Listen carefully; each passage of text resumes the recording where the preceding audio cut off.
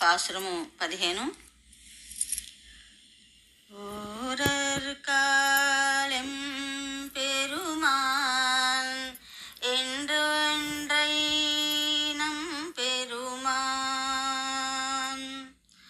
ஓரர் காலம் பெருமான் என்றொன்றை நம் பெருமான். சீரொரு கால்வாய் ஓவாள் சித்தம் களி கூறா நீரோர் கால் ஓவானிடும் தாரை கண்பானிப்பா. பாரோர் கால் வந்தனையாள் விண்டோரை தான் பழிமாள் பேரரைக் கரிங்கனே பித்தோர் வாராமார்.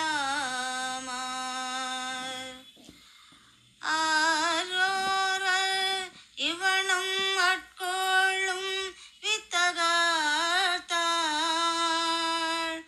வார் உருவ பூன்முளையார் வாயார் நாம் பாடி.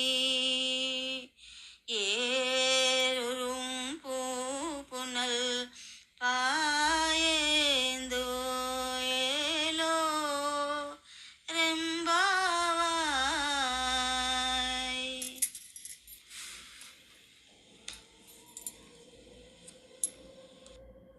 తిరువెంబావేలో పాసురము 15.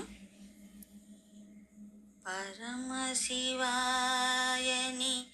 ఒక మారు తలచుతూ ఆ శివ మహిమలు కొనియాడుతూ ఒక మారు అన్యదేవతల మది సేవించక నిరతము ఆనందాతిశయమున శివనామము పలుకుతూ తనువు మరచి వివసయ్యామే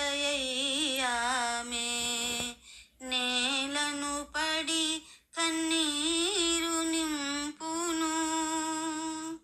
ఆ మహదేవుని ఆ జ్ఞాన స్వరూపుని శివుని మనసార స్తుతించగా స్నానమాచరించగరము.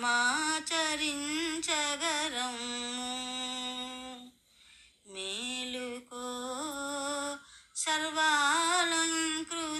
చెలి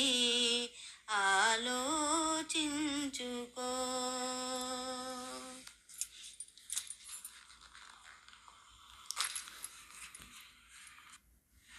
పవిత్రమైనటువంటి ధనుర్మాసంలో శైవ క్షేత్రాలలో తెల్లవారుజామునే ఆ పరమేశ్వరుని స్తుతిస్తూ మాణిక్యవాచకులచే రచించబడినటువంటి తిరువెంబావై గానం చేస్తారని తెలుసుకుని ఉన్నాం కదా.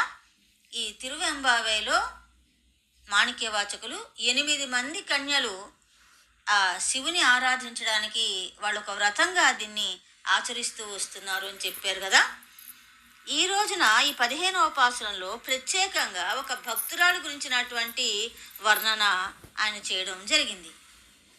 ముందుగా భక్తి అంటే ఏమిటో కొంత అవగాహనకు వస్తే ఆ భక్తురాలు యొక్క స్థితి మనకి తెలుస్తుంది. ఇష్టదైవాన్ని చూడగానే మనలో ఒక రకమైనటువంటి భావోద్వేగం కలగాలి. ఆ భావోద్వేగం అనేటువంటిది ఎలా ఉంటుంది అంటే అప్రయత్నంగా ఆ స్వామిని లేదా ఆ దేవతామూర్తిని దర్శించగానే మన కన్నుల వెంట ధారాపాతంగా కన్నీరు కారడం జరుగుతుంది. ఇవి ఆనంద భాష్పాలు, తన్మయత్వంతో వచ్చేటువంటి భాష్పాలు అవి. అదేవిధంగా శరీరం అంతా కూడా రోమాంచితమవుతుంది. సంకీర్తన చేసేటువంటి కంఠం గద్గదమవుతుంది. ఈ 3 లక్షణాలు ఉంటే మనలో భక్తి పారవస్యం అనేటువంటి ఉన్నట్టుగా మనకి సంకేతం అందుతుంది. ఇక్కడ ఈ భక్తి పారవస్యం అనేటువంటి ఆ భక్తురాలికి ఎలా ఉంటుందని చెప్తున్నారంటే ఈ పాసురంలో ఆమె ఒక్కొక్కసారి పరమశివ అంటూ ఉంటుందిట. ఇంకొకసారి ఎంతసేపు కూడా అనవరతము ఆ మహేశ్వరుని యొక్క మహిమలను అలా పొగుడుతూనే ఉంటుంది, వాటిని స్మరించుకుంటూనే ఉంటుంది. ఇంకొకసారి అప్రయత్నంగా ఆమె నోటి వెంట ఆ శివునికి సంబంధించినటువంటి అనంత నామాలు అలా ఉచ్చరించబడుతూ ఉంటాయట. ఇక ఆనందం అనేటువంటి తట్టుకోలేక ఆమె కళ్ళ వెంట నీళ్లు కారిపోతూ ఉంటే శరీరం వశం తప్పి ఆమె అలా నేలపై పడిపోయి ఆ భగవంతుని గురించి ఆలోచన చేస్తూ చేస్తూ ఉంటుందట. ఎప్పుడు కూడా శివనామస్మరణ, శివ ధ్యాసే తప్పించి ఇంకా ఆవిడ యొక్క మనసు అన్యదేవతల వైపు వెళ్ళదట. ఎవరా మహేశ్వరుడు, ఎవరా పరమేశ్వరుడు, అతనిని మనం కూడా సేవించి తరిద్దాం రండి సఖులారా, చక్కగా అలంకరించుకున్నటువంటి వారా, మనం అందరం కూడా కలిసి తటాకను స్నానం చేసి ఆ పరమ భక్తురాలికి ఏ రకమైనటువంటి అనుభూతి అయితే ఆ భగవంతుడు కల్పించాడో అటువంటి అనుభూతిని మనం కూడా పొందుదాం రండి అని వాళ్ళలో వాళ్ళు సంభాషించుకుంటున్నారు. అయితే ఇక్కడ ఆ భక్తురాలు ఎవరు అనేటువంటి దాన్ని కూడా మనం తెలుసుకుందాం. తంజావూరుకి 70 కిలోమీటర్ల దూరంలో ఒక నగరం ఉంది. ఆ నగరంలో ధనదత్తుడికి ఒక పుత్రిక జన్మిస్తుంది. ఆ పుత్రిక పేరు పునీతవతి. ఆమె వివాహ వయసుకు రాగానే తండ్రి ధనదత్తుడు ఏం చేస్తాడంటే నాగపట్టణానికి చెందినటువంటి పరమదత్తుడు అనేటువంటి వాడితోటి ఆమెకి వివాహం చేస్తారు. ఈ దంపతులు ఇద్దరు కూడా చక్కగా హాయిగా జీవనం గడుపుతూ ఉంటారు. చిన్నప్పటి నుంచి కూడా ఈ పునీతవతికి భగవంతుడి పట్ల భక్తులపైన ఎక్కువ భక్తి ఉంటూ ఉండేది కదా. అలా ఎప్పుడు భగవద్ధ్యానం చేస్తూ ఉండేది, భర్తతో కలిసి ఆనందంగా ఆ సంసారం గడుపుతూ ఉండేది. ఒకసారి ఈ పరమదత్తునికి అంటే ఆమె భర్తకు ఎవరో ఇద్దరు 2 మామిడి పళ్ళు ఇచ్చారు. అందులో ఒక ఫలాన్ని ఆ పునీతవతి ఏం చేస్తుందంటే తన ఇంటికి వచ్చినటువంటి ఒక భక్తుడికి భోజనంలో వడ్డించేస్తుంది. సరే, మధ్యాహ్నానికి భర్త ఈ పరమదత్తుడు వస్తాడు ఇంటికి. వచ్చిన తర్వాత అతనికి ఆ భోజనంలో ఆమె మిగిలిపోయినటువంటి ఇంకో 2వ పండుని పెడుతుంది. ఇది చాలా బాగుంది, రుచిగా ఉంది, ఆ 2వ పండు కూడా తీసుకురా అంటాడు. ఈమె ఏం చేస్తుందంటే లోపలికి వెళ్ళి ఆ భగవంతుని ప్రార్థన చేస్తే ఆ పరమేశ్వరుడు ఒక పండుని, మళ్ళీ మామిడి పండుని, అలాంటి పండుని ఆమెకి ఇస్తాడు. అది తీసుకెళ్ళి ఆ పండుని తన భర్తకి మళ్ళీ వడ్డిస్తుంది. అది తిని ముల్లోకాల్లోనూ కూడా ఇలాంటి ఫలం ఎక్కడా దొరకదు, చాలా బాగుంది అని దాని గురించి ఎక్కడిది ఈ ఫలం ఇదని అడుగుతుంటే అప్పుడు పునీత్ వచ్చి చెప్తుందనమాట. ఇలా ఒక పండు అతనికి వేశాను, ఓ పండు మీకు ఇచ్చాను, కానీ మీరు మళ్ళీ అడిగిన తర్వాత ఆ పరమేశ్వరుని ప్రార్థిస్తే ఆయన నాకు ఇంకొక పండుని సమర్పించాడని. ఇదంతా కట్టుకథగా భావించి భర్త ఏమంటాడంటే అయితే మళ్ళీ భగవంతుని ప్రార్థించి ఇంకొక పండు తీసుకురా, అప్పుడు నేను నమ్ముతాను చెప్పింది అంటాడు. సరే, ఈమె వెళ్ళి భగవంతుడి పైన భారం వేసి ఆ పరమేశ్వరుని కొలవగా మళ్ళీ అతను ఇంకొక పండుని ఇస్తాడు ఆ భగవంతుడు. ఆ పండుని తీసుకొచ్చి మళ్ళీ భర్తకి ఇస్తుంది. అతను తినేటువంటి సందర్భంలో భగవంతుడు ఆ పండుని మాయం చేస్తాడు.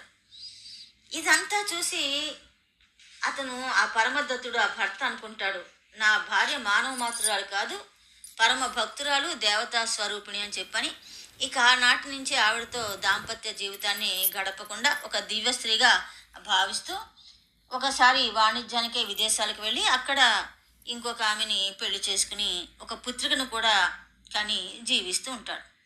ఈ విషయాలన్నీ క్రమక్రమంగా ఈ ధనదత్తుడు ఆ పునీతవతి తండ్రికి తెలుస్తుంది. అతడు వచ్చి ఆ అల్లుడిని వెంట తీసుకుని వెడతాడు. నా కూతురి గురించి నువ్వేం ఆలోచించావని. ఇతను వెళ్ళిన వెంటనే మళ్ళీ తన యొక్క భార్యలో పునీతవతిలో మళ్ళీ ఆ భగవత్ యొక్క దర్శనం చేసి దివ్య స్త్రీగా పరిగణించి ఆమె పాదాలపై పడతాడనమాట. ఇంకా ఆమె ఆ పునీతవతి ఇక నాకు కైవల్యాన్ని ప్రసాదించేటువంటి వాడు ఆ పరమశివుడే అని చెప్పని ఆ భక్తితోటి ఆమె కైలాస పర్వతానికి తలకిందులుగా నడిచి వెడుతుంది. అమ్మాని భగవంతుడు ఆమెను ప్రేమతో పలకరిస్తే ఆమె కూడా తండ్రి అని అతని పాదాలపై వాలిపోతుంది. ఇప్పటికి కూడా ఆ తల్లి ఆ పరమేశ్వరు యొక్క పాదాల వద్దనే ఉందని చెప్పి భక్తుల యొక్క నమ్మకం. అది తమిళనాడులో తిరువాలంగూడలో ఆ దేవాలయం ఇప్పటికీ కూడా ఉంది. అలా అంతటి భక్తి పారవస్యం ఉన్నటువంటి ఆమె ఏ భగవంతుడిని అయితే కొలుస్తోందో ఆ పరమేశ్వరుని మనం కూడా కొలుచుకుందాం, స్తుతిద్దాం రండి అంటున్నారు. అంటే ఆ భక్తి పారవస్యం ఎలా ఉండాలి? మనం ఒక్కొక్కసారి భగవంతు నామాలు కీర్తించుకోవచ్చు, అతని సంకీర్తన పాడుకోవచ్చు, లేదా అతని యొక్క మహిమలన్నీ కూడా పొగుడుకోవచ్చు, లేదా తన సంబంధమైనటువంటి కథలు వినవచ్చు. ఇలా ఎప్పుడూ కూడా ఆ భగవద్ధ్యాసలో ఉంటే ఆ భక్తి పారవస్యత్వం అనేటువంటి వస్తుంది. ఆ భగవంతుడి యొక్క అనుగ్రహం కూడా లభిస్తుంది.